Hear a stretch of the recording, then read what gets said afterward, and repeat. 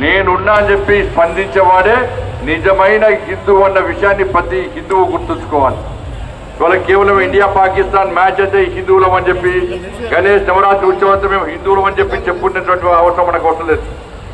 ఇవాళ ఇక్కడనే దీనివల్లనే పాలకులకు హిందూ సమాజం పట్ల నిర్లక్ష్యం వహిస్తున్నారు.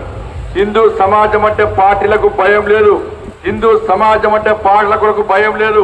హిందువులు చీలిపోతారు, హిందువులు కులాలుగా ఉంటారు, హిందూ వర్గాలుగా ఉంటారు, హిందూ ఊర్ల పేరుతో చీలిపోతారని చెప్పి ఒక చెడు ఆలోచన ఇవాళ పాలకుల్లో కూడా ప్రభుత్వాలకు ఉండడం వల్లనే ఇవాళ మనల్ని ఇవాళ తెలంగాణ రాష్ట్రంలో హిందువులు బిచ్చగాళ్ళక బతికే పరిస్థితి వచ్చింది. దానికి కారణం మనమే. ఇవాళ నేను పొద్దున్న తిరుగుతున్నా, ఓడిసి తిరుగుతున్నా, పాత బస్తీ మొత్తం గల్లీ గల్లీ తిరిగినా ఎక్కడ కూడా నాకు ఏ పొర కనిపించలే. పాత బస్తీ పక్కా హిందువులదే, పక్కా హిందువులదే. మొన్న బోనాలో తిరిగినా